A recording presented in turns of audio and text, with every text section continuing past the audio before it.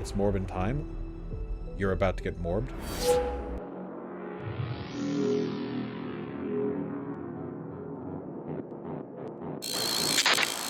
Well, you all know, at this point, no doubt, both the setup and the punchline, but for those of you who don't, the film Morbius, which was a superhero film about a vampire that was a minor Spider-Man villain that got a movie adaptation, which was apparently quite bad. I haven't seen it. Flopped terribly.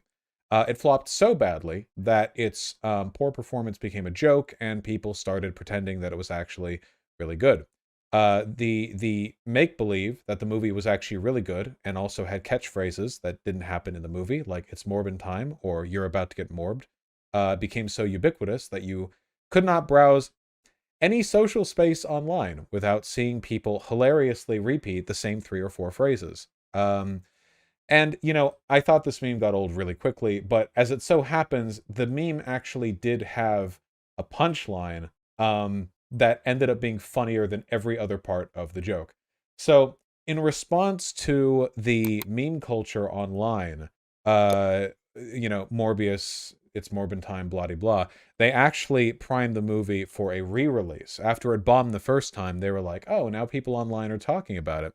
And they made $85,000 off of a re-release to 1,000 theaters. That's like $80 per theater, which is incredible. That's like what, 4 tickets per theater at modern prices. You know, like 4 to 5 maybe. Yeah, literally an average of $82. Extraordinary. There we go. Sony reissued Morbius into 1,037 theaters in weekend 10. The poorly reviewed and poorly received Jared Leto superhero movie earned another $85,000 for a 280,000 weekend. Still lousy 73.6 million domestic cum. It's 270 per theater average is the lowest in the top 20. The online mockery and memes don't mean a damn thing in terms of general audience interest. Blah de blah de blah. Look, okay. Essentially, meme irony hype drove them to do a re-release, which no doubt cost them money. It's very funny. Now, this is valuable to me. I don't think that, Sony Pictures is going to be bankrupted off the meme magic here, but what I do think is that this was a very, very important rebuke of the idea that meme culture can itself sustain a movie. And that's really important because I want you guys to imagine what the lesson might have been if the movie had done well in a re-release. I want you to think for a second. Think if you're, imagine you're a fly on the wall at like a bunch of studio executives having a meeting, and they're like, we realized when the kids are doing funny Twitter image macros about our movies that even if the movie is bad, it still releases really well. There would have been so much astroturfing bullshit afterwards. There would have been such a goddamn flyby of meme propaganda. That's the lesson that would have been learned from this, that they can insincerely promote movies. And I'm just really happy that didn't happen. This matters a lot to me because I hate modern media. I do. I despise modern media. You know how Elden Ring came out and like it was a movie that was God.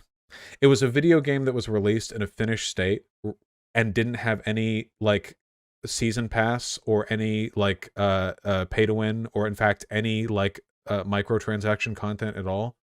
And everyone was like, "Oh my god." Like that was a new thing. Like that was the way games always were up until recently. And that was like, "Oh my god, it can still happen," The people, yeah, and it's like and just a couple of days ago Blizzard came out with Diablo Immortal, which apparently has so much microtransaction bullshit that getting everything in the shop can cost a 6-figure amount. That's not a joke. 6 figures, in excess of $100,000 in order to buy out the content in the shop. Yeah, if you just buy it. That's not a joke. Yeah. No, yeah. Yeah.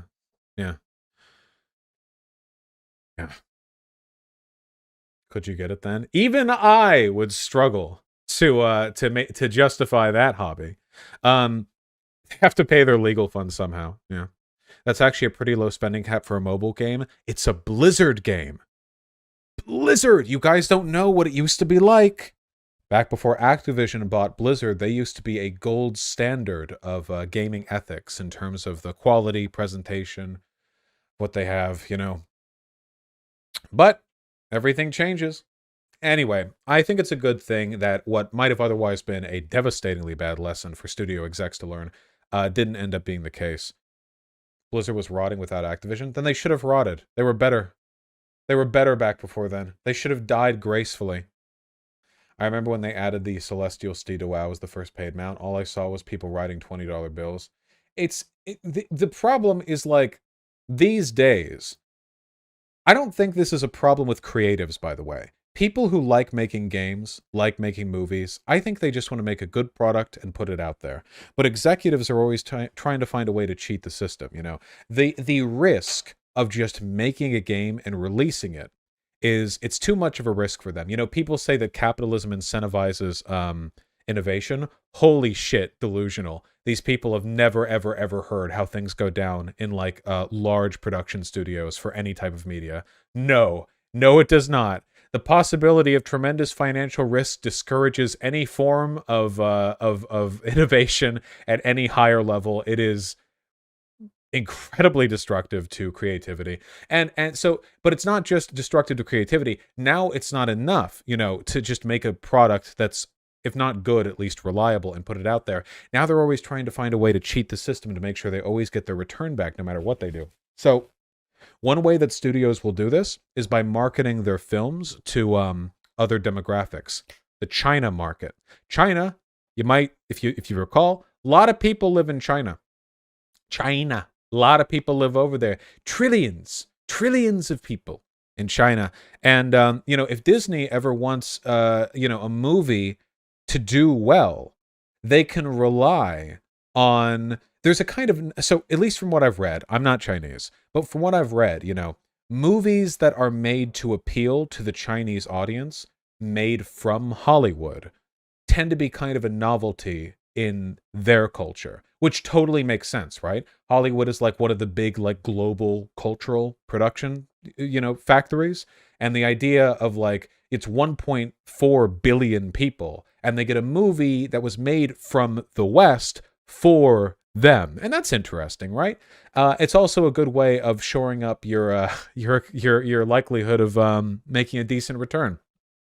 Which is one of the reasons why, you know, Disney, all the Marvel movies and stuff, they always make sure, like, it can sell well in China. They don't bother with stuff that would make it difficult to adapt and export. And with the game studios, they do the microtransaction shit, you know? A game can be hot garbage, but as long as a couple of mentally ill people with trust fund money find it and decide that it's more important than having a girlfriend, they can drop enough money on that game to make back the investment. Yeah, the whales. Regardless of the game's quality, there will always be some people who are just pathologically obsessed, and I feel sorry for them. I really do. It's like I sympathize with them. As a completionist myself, I understand the drive. You know, yeah. I'll watch Arcane one of these days. Whatever. I don't know. I guess it's just nice because I felt like with the Morbius meme, when people were talking about, like, Morbius 2 coming out or whatever, I was really worried. Maybe it'll still happen. I'm still a little worried about the idea of, like, memeing inadequacy into the public spotlight and yet another, like, monkey's paw curls. You know, people want meme culture to be represented in, like, a, you know, like a powerful global institution, and the, you know, the finger curls. And then what you get is, you know, meme energy will get people to accept mediocre products just because it's funny to make jokes about how bad it is. Thankfully, in the case of Morbius, the funniest joke that, you know, people are making is misinterpreting what the movie has. Like, the joke is kind of ruined if you see the movie, right? Because he doesn't actually say it's Morbin time. Yeah. All right, I'm just rambling. I just. Do you think this happened with the Star Wars prequels? I just do not care about Star Wars at all anymore. The Star Wars expanded universe will not mean jack shit to me until the intellectual property holders give way, and anyone can make stories in that universe. Um, that is what I care about. Obi-Wan has been pretty good. I haven't seen Obi-Wan. I haven't seen The Mandalorian. I didn't see Solo. I didn't see the last Star Wars sequel trilogy movie. I didn't see. I'm not. But memes do sell indie games. Yeah, at least indie game. I'm okay with memes selling indie games more because the scale is so much lower. There's also a lot less harm, you know. Like if lightning strikes a bottle, or if you capture lightning in a bottle, and an indie game does like disproportionately well based on meme culture, whatever. But if bigwig studios like Sony are like, yeah, well, we can supplant quality with astroturfing memes, then I don't know. Morbius. It's Morbin time. Morbius. It's Morbin time. Morbius.